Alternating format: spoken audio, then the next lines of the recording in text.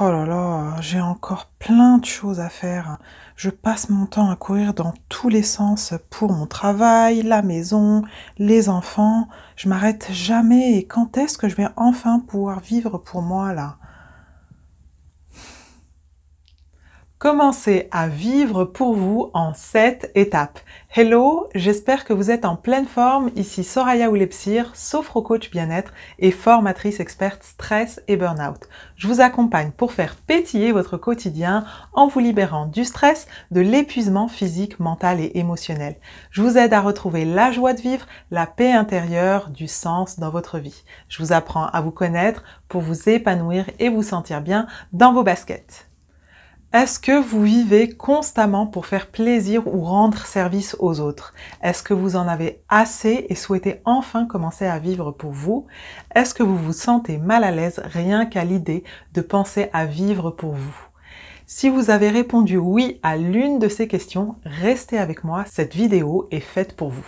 Avant de développer le sujet, si ce n'est pas déjà fait, abonnez-vous à cette chaîne, activez la petite cloche pour recevoir en priorité mes vidéos. Vous pouvez évaluer votre niveau de stress à l'aide du quiz dont vous trouverez le lien dans le descriptif sous cette vidéo. Et pour plus de contenu, rejoignez-moi sur mon compte Instagram Soraya Oulepsir. J'ai longtemps eu une vie remplie de tout un tas de choses sauf de moi. Et c'est une problématique que de nombreuses personnes rencontrent, je le vois régulièrement chez les personnes que j'accompagne. Il faut dire qu'on ne nous a tout simplement pas appris à vivre pour nous-mêmes. On nous a plutôt appris à bien nous tenir, à penser aux autres et à être gentils et serviables. Non pas que ce ne soit pas bien, mais il n'empêche qu'on ne nous a pas appris à prendre soin de nous et à vivre pour nous en priorité. Alors, comment y remédier pour que vous puissiez enfin vivre pour vous? La première étape est de prendre conscience qu'il est temps de vivre pour vous et que cela n'a absolument rien d'égoïste. Et si vous regardez cette vidéo, vous avez fait la moitié du chemin car vous vous posez des questions sur votre mode de vie et la façon dont vous pourriez l'améliorer et de la remplir enfin de vous-même et faire de vous une priorité. La deuxième étape est d'identifier vos croyances. À quoi pensez-vous dès que vous avez ne serait-ce qu'une pensée de vivre pour vous? Est-ce que vous avez peur de vous retrouver seul si vous ne vous occupez pas des autres? Est-ce que vous avez peur de ne pas être aimé des autres? Est-ce que vous pensez que c'est égoïste de penser à vous, à vos besoins en priorité? Est-ce que c'est de la honte que vous ressentez? Quoi qu'il en soit, ces pensées sont des croyances limitantes qui vous empêchent de vivre pour vous et si vous les identifiez, cela vous permettra de mieux comprendre pourquoi jusqu'ici vous avez rempli votre monde des autres pour vous délaisser. La troisième étape est d'identifier vos besoins. La chose que j'entends souvent chez les personnes que j'accompagne, c'est « si mon conjoint et mes enfants sont bien, je suis bien aussi ». Mais ça, c'est vivre au travers des autres, vivre par procuration. Vous avez vos propres besoins et il est important de les identifier pour pouvoir les satisfaire. Alors nous avons tous des besoins primaires, des besoins rudimentaires, tels que manger, boire, dormir, respirer. Nous avons besoin de sécurité, un environnement stable, un toit sur la tête, le besoin d'appartenance à un environnement familial et social, le besoin de reconnaissance et d'amour et le besoin d'accomplissement de soi, de prendre sa place dans le monde, de se sentir utile. Et le problème, c'est que nous allons avoir tendance à attendre que ce soit les autres qui répondent à nos besoins.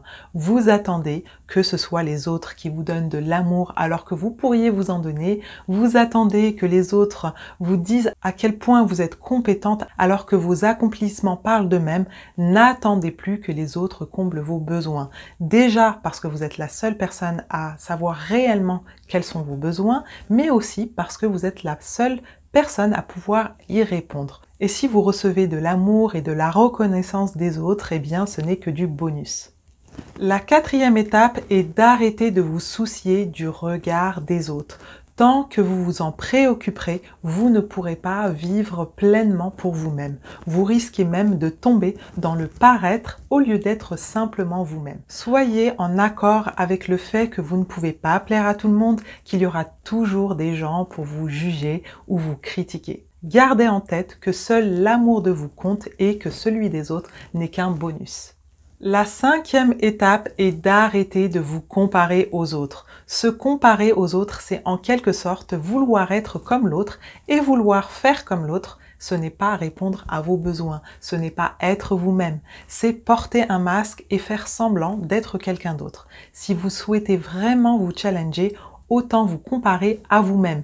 Observez votre évolution et comparez votre moi d'avant à celui d'aujourd'hui et voyez à quel point vous avez évolué, à quel point vous êtes sur la bonne voie. La sixième étape est d'apprendre à dire non. Je vous ai posté une vidéo sur ce sujet. La vidéo s'appelle « Apprendre à dire non en 5 étapes ». Elle va s'afficher là, en barre d'infos. Et je vous invite vraiment à regarder cette vidéo qui va vous apprendre une bonne fois pour toutes à dire non sans culpabiliser. La septième étape est de prendre rendez-vous avec vous-même. Vous jonglez certainement avec tout un tas de choses pour satisfaire les besoins de votre entourage, mais où est votre place dans tout ça? Eh bien, c'est le moment de bloquer dans votre agenda des moments rien que pour vous, des moments où vous allez vous faire du bien.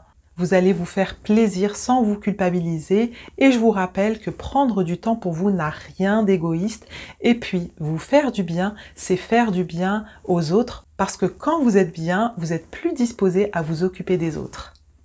J'espère que cette vidéo vous a plu, qu'elle vous permettra enfin de vivre pour vous sans aucune culpabilité. En tout cas, c'est l'intention que je lui ai donnée.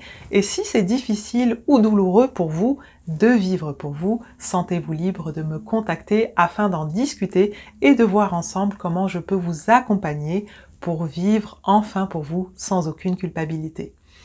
Avant de me quitter, pensez à partager cette vidéo afin qu'elle soit utile au plus grand nombre et à me mettre un pouce bleu pour m'encourager.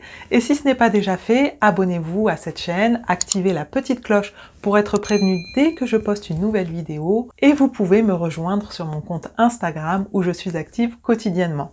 Je vous rappelle que vous trouverez le lien du quiz pour évaluer votre niveau de stress dans le descriptif sous cette vidéo.